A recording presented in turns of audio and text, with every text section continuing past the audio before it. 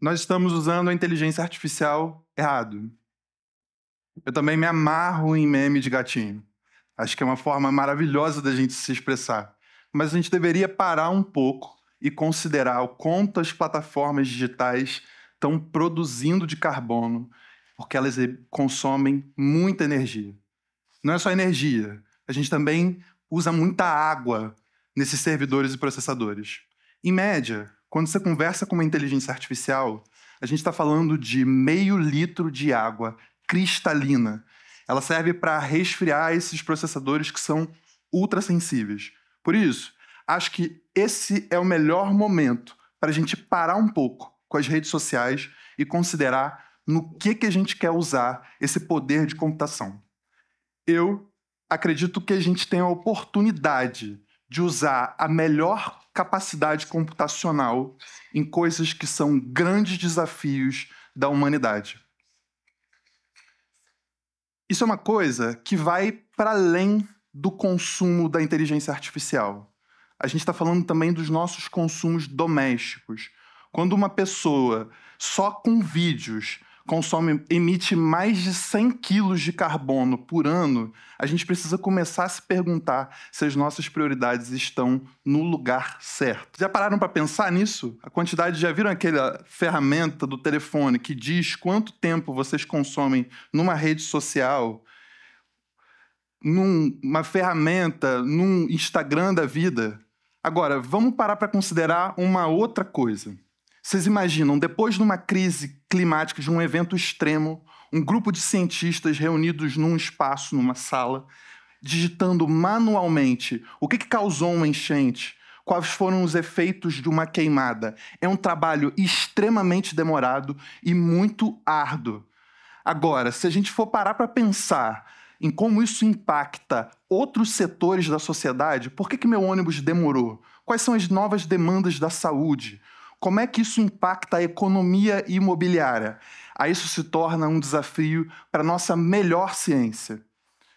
Nessa semana, as redes neurais foram reconhecidas como uma das grandes contribuições da humanidade na nossa geração. Para quem não está familiarizado com esse termo, é exatamente o que parece. São modelos computacionais que imitam o funcionamento do cérebro humano para botar num espaço digital um monte de informação complexa e poder, através dessas conexões, formular vários aprendizados. Queria que vocês parassem um momento para apreciar isso. A gente está colocando informações sobre mudanças climáticas dentro de cérebros artificiais e tentando extrair aprendizados desses cruzamentos de informação. Para mim, esse parece um dos melhores usos que a gente pode ter com inteligência artificial.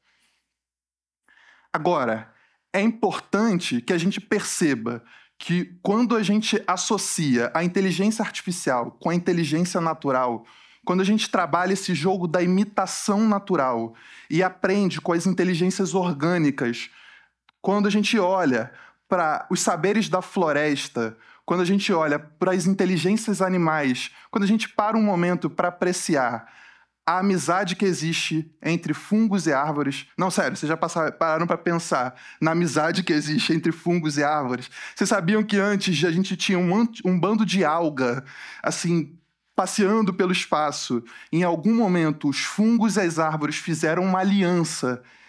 Aliás, os fungos e as algas fizeram uma aliança. E aí sim a gente tem o surgimento de uma vida extremamente bonita. É com esse tipo de inteligência que a gente tem a oportunidade de olhar para os desafios da humanidade de hoje e começar a pensar sobre resiliência, sobre adaptação, sobre cooperação. Eu acho que é daí que vão surgir os melhores insights para construir uma ciência que esteja mais alinhada com os objetivos da humanidade. Essa é a forma que a gente precisa para produzir um novo rumo para a aplicação das nossas tecnologias. Isso fica mais interessante quando a gente traz para a equação a inteligência coletiva. A gente já sacou que as nossas melhores conquistas a nível do conhecimento acontecem quando a gente vivencia algo, a gente experimenta e aí a gente compartilha esses saberes. Eu acho que essa é uma das coisas mais legais que a gente pode fazer enquanto humanidade. É daí que surge a base para o nosso método científico e é onde está também as maiores qualidades das nossas comunidades. Eu tenho a oportunidade de estar aqui hoje representando um território que ainda está estabelecendo sua presença na tradição da ciência como ela é, mas que sabe muito, que tem grandes práticas nas tecnologias ancestrais. Foi na Baixada Fluminense que eu aprendi como organizar um mutirão e o que é uma brigada. Foi na Baixada Fluminense que eu passei os últimos 5 anos enquanto liderança de um mutirão de combate à enchente. Foi nos laboratórios da Visão Coop que eu tive a oportunidade de construir redes entre as inteligências coletivas, naturais e computacionais para produzir uma verdadeira inteligência regenerativa. Porque eu venho de um território que tem mais de 60 anos de enchentes documentadas. Só a minha geração vivenciou mais de 10 anos de enchentes ininterruptas. Um efeito das mudanças climáticas que frustrou os esforços dos melhores engenheiros ambientais e do poder público, principalmente porque eles não tiveram ferramentas para escutar a inteligência coletiva. A Visão oferece uma resposta para esse problema. Com as ferramentas que a Visão constrói, a gente teve capacidade de processar os áudios, os vídeos desses moradores e produzir mapas de vulnerabilidade que alimentaram inteligências computacionais e conseguiram direcionar os esforços dos poderes públicos, dos investimentos que precisavam serem feitos nessas cidades. Vocês já pararam para pensar nisso? Já viu quando acontece um evento extremo e o Instagram, o seu grupo de Zap, enche de informação de pessoas dizendo: eu estou passando por um problema, essa rua está desse jeito. E como a maior parte das autoridades ignora essa informação, isso é um insumo muito valioso para a inteligência coletiva. É com base nesse tipo de dispositivo que a gente tem a oportunidade de tomar novas decisões.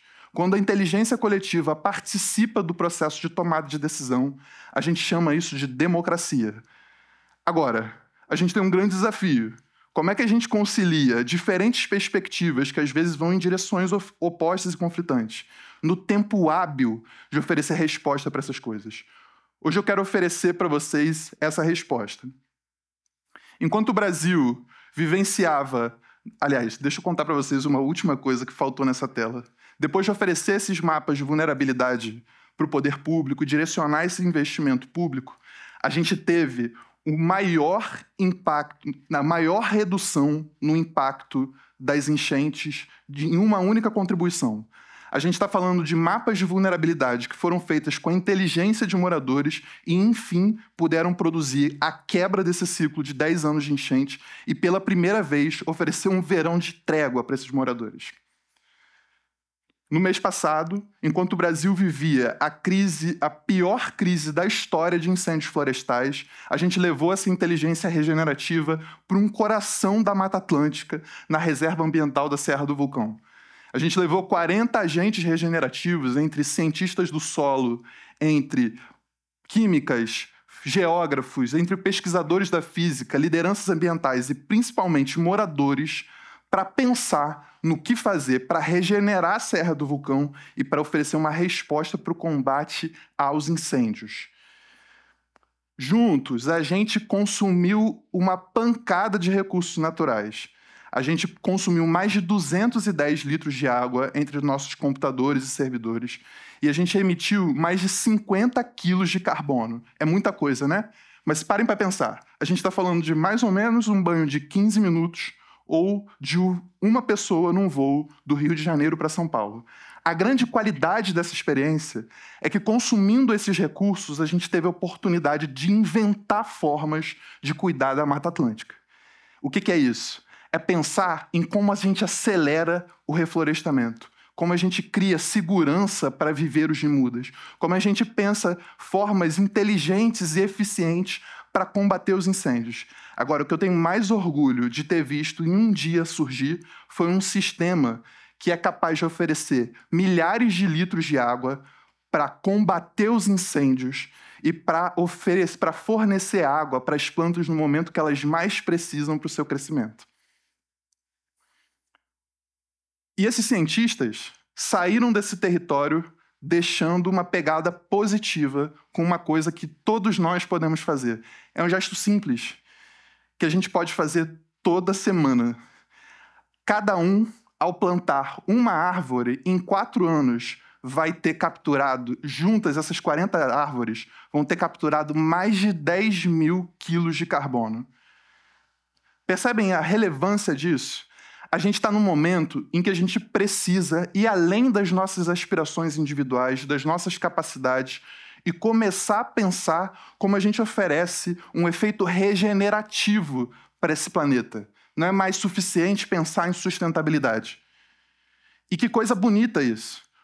Porque a gente está num planeta que pode até ser raro o minério, mas a gente está num universo onde o diamante não é raridade. A raridade é a vida. Na vida, onde esses átomos e células se encontram para formar organismos complexos como cidades e como as árvores. E aí, diante do colapso das crises que esses organismos estão vivendo, fica fácil a gente se sentir desesperançoso ou achar que a gente não tem poder. Mas a gente tem uma grande oportunidade de hoje nos enxergarmos enquanto essa potência regenerativa. É o momento da nossa geração olhar para si e entender a tarefa que a gente tem para construir caminhos de esperança diante do medo da extinção. Foi criando ferramentas que a gente encontrou formas de sobreviver a uma série de momentos na história da humanidade e, sobretudo, para aumentar e criar qualidade de vida, de todo tipo de vida, para tudo e todos. Esse é o momento da gente alinhar as nossas maiores expectativas com as nossas melhores capacidades científicas e ofertar de volta para o planeta aquilo que nós pedimos. Estamos na década da ação e no momento de criar uma inteligência regenerativa. Junte-se a nós.